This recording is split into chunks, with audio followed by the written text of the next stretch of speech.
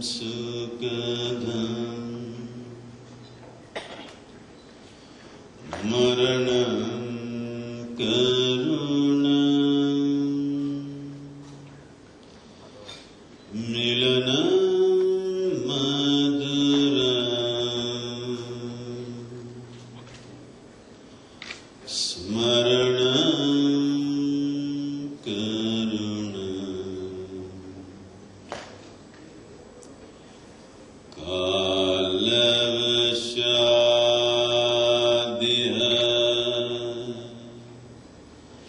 sakalam karunam samayadhipate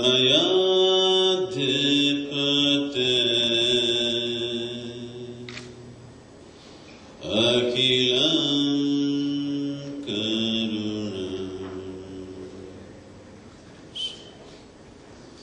Good evening, everyone. Giving, let's not make too much out of it, because we have already taken, and that's all we give. Because just about everything that we have, including this body, we have taken it from this planet. Little we give.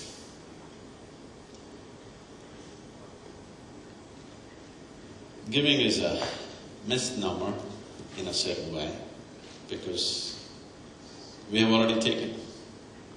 We're sharing a bit. But it is truly wonderful, at least a few human beings consciously give what they have taken. They could have taken and stored it up. Instead of that, they are giving. As Ravi was just explaining, many things that people do. In this culture, giving to one's own clan and creed has been a natural process. Giving within the boundaries of one's clan or creed has been. This was all right.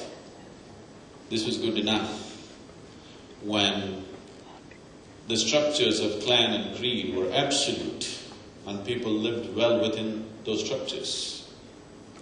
But today, our identification has moved to a nationhood and to the world. So our giving also has to enlarge itself in scope and attitude. I say attitude because giving is not just an act, it is a certain attitude that we can live it every moment of our life. It is not that you must… Giving means always you're pulling something out of your pocket. It is a certain way to exist. The very way life is structured in the existence is, it is a constant give and take. As we sit here and breathe, the plants and trees are giving away oxygen and we are taking it. Carbon dioxide in our understanding may be poison, but it's life for somebody else. So the very way we exist, the very way we breathe, is a certain transaction. If we inhale more and exhale less, we'll feel suffocated. So we need to understand life happens at its best when our inspiration and exhalation is of the same volume. Actually, if you have done any kind of yogic processes, you would know always your exhalation is slightly longer than the inhalation. It is not something that has been structured by the yogic systems. That is how all of us breathe. In fact, we have a way where if you study somebody's breath, we can tell them their past, present and future. Because the whole structure of one's unconscious mind is written into one's breath. A simple observation of the breath clearly says how a person is living right now, how he has been living till now, and how he needs to live in future. When we talk about giving, like Ravi was saying, you have to give till it hurts. Yes, I mean that is said in a certain context, probably in the economic context. But giving hurts only when you give to something that you're not identified with. When I think this is not mine and try to give, it hurts. When I think this is mine and whatever I give, it only gives me joy. So what you think is yours, with that there is no giving, taking, you would like to give away everything. But what you think is not yours, if you give, it naturally hurts. So the most fundamental thing that we need to do in the world today, if we really want human beings to be in an attitude of sharing and giving and loving, by teaching them to give, by teaching them to share, or asking them to love somebody that they cannot love, or trying to love somebody that you cannot stand, is very painful. But if your identity is enlarged, if you're identified with just this little body and this mind, you cannot get along with anybody. If you identify with your family, they feel very dear to you, but the rest, no. If you're identified with your clan, they feel wonderful to you, not the rest. If you're identified with your nation, they feel wonderful, but across the border, there are demons living. But if your identity is larger than that, so how can I enlarge my identity? If your identity is in a limitless way, it is not an idea, it is the way of our existence, in a sense. As we sit here and breathe, we know very well that over a period of time, we created this body from within. From simple material.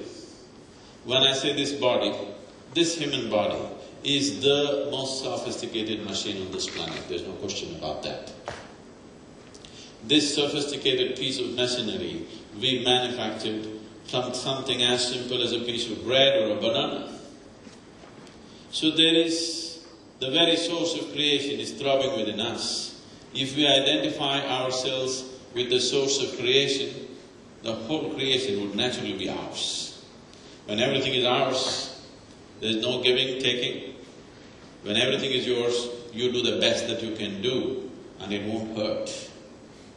It's very important that people who share, people who do wonderful things in the world, their experience of life should be wonderful. Right now, this is a message that we are sending across in the world. That is, success is suffering. This message is going across. Maybe not so much in India, but in the rest of the world it's big time. If you go in the United States, the youth generally are not seeking success because they see successful people are all miserable people. It's a wrong message to send to the world. If success is suffering, then we are heading to go down. This is happening very significantly in the affluent societies in the West and in the affluent societies in India also. It is beginning to manifest. The previous generations, they worked hard to build nations, to build societies. The next generation is thinking that success is a painful thing, they don't have to pursue that. I was speaking to a very important group of business people just 3 weeks ago in Chicago, and they asked Sadhguru, what is our problem in this country? Why we are going down like this? So I said, just go out in the downtown area. Just at random, just pick up 20 people from the street. In any big city in the United States, you will see 4 people out of these 20 are failed basketball players. 4 of them are failed rappers. 4 of them are massage therapists. 1 is an alcoholic, 1 is a drug addict. Only 6 people are doing something productive in this country out of 20 people. There's only 3% of the population is doing something. Others are all in all kinds of things because you sent out a message that success brings suffering. It's a wrong message to send. And giving brings pain. Wrong message to send. Giving is not pain. The most joyful thing that you can do in your life is that you share. And it's a wonderful feeling. Nothing else gives you a better feeling and a better high than giving away whatever you have. Giving away does not just mean charity. As I said, to bring an attitude of contribution every moment of our life. Stop. The sense of, I must tell you this, when I was just a few years old, maybe 2-3 years of age, and a little later than that also, I had a great-grandmother. She was an incredible woman. She lived up to be 113 years of age. She wouldn't die. She buried her husband, she buried her children, she buried quite a few of her grandchildren, 1 or 2 of her great-grandchildren she buried. But she lived on. She got married at 14, so you can imagine, 99 years post-marriage. So everybody that she knew died, but she lived on. And she lived in such an ecstatic way that people thought she was insane. So when her husband passed away, and a few years later, at the age of 68, which was midway through her life, she just, it was a family which had lots of gold and diamonds and stuff like that. She just gave it away. A few things she gave it away to her grandchildren. Most of it, she gave it away to odd people. She made pendants, gold pendants and gold chains for beggar women on the street. People thought she's gone crazy. She would say, they can never afford to make it. In their life, that dream would never come true for her. Let her just enjoy it. People would say that somebody will cut her throat. She said, it's okay, at least let her enjoy it for some time. I would observe her in many ways, and I would see that, if somebody gave her breakfast in the morning, she will go about first giving it to the ants. Then there used to be a lot of sparrows, now they're gone. Sparrows and squirrels, she would feed all of them. And only about 1/3 of it would be left. And people would come and say, you're giving away all your food, you will die, old woman. All these consultants, unsolicited advisors, they all died, but she didn't. And many times I've seen she fed all these creatures and she would simply sit there, tears would be flowing down her cheeks. And if you ask her, are you not going to eat? She would say, I'm already full. I thought this was some just emotional rubbish, but it took me many, many years to understand this, that she was actually being nourished just giving away feeding these creatures. How is this possible? This may look very absurd for a thinking mind, but today the modern science, the modern physics is proving to you the whole existence. As you sit here, the subatomic particles in your body are in transaction with the whole existence. It is just that it's not in your experience. If you bring it into your experience, you will see you are nourished in ways that you cannot imagine. This happens to us. Whenever we go on periods of silence, we also go on fasting. That is the time I gain weight. It's something that medically you can never explain. Whenever I fast, I gain weight. When I'm eating well, I don't. This happens to us invariably almost every time I go on this. Because when you're in a certain state, you are so deeply connected with the existence, things will happen. This simple act of giving is a way of connecting to the existence around you. That also reminds me of a story that she told me. She told me hundreds and hundreds of stories. This is one that will be relevant today. There was a man who went and cleared 100 acres of forest and made it into farmland. His 2 sons also helped him to do this, and they became prosperous. And he aged. When he was dying, he called his 2 sons and told them that the land should never be divided, but the produce, each of you take it equally, 50% each. Accordingly, they went by the father's word. One of the brothers got married. For a few years, he had 5 children. The other one never got married. So after some time, life went on, and after some time, they were taking 50% each. One day, this brother, who had wife and 5 children, a worm entered his mind. You know, sometimes a worm enters our mind. A worm entered his mind and he thought, I am getting 50%, my brother is also getting 50%. I have a wife and 5 children. I have 5 boys growing up. My brother has nobody. When he gets old, who will take care of him? He should have little more than me, because I have the wealth of my children.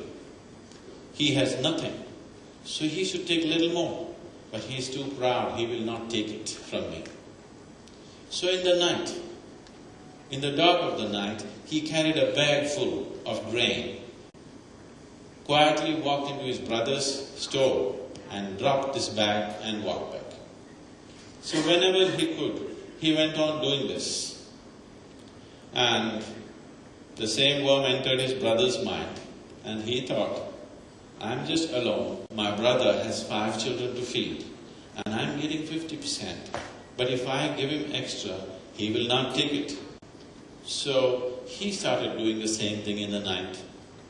This went on for many years. Both of them never noticed. They were into their old age. One day, both the brothers, carrying a sack of grains, in secrecy were walking towards each other's storehouse and they came face to face. Suddenly they realized what's been happening. They looked away from each other. It was too embarrassing. They looked away from each other, dropped the grain and went back to bed. After a few years they passed away. The townspeople wanted to build a temple. They were looking for a site. So they went all over the place looking for a site to build a temple.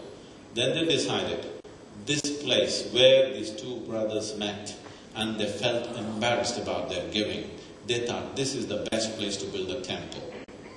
So if you are giving and you are embarrassed about your giving, you have built a temple in the place where you sit right now. Thank you very much.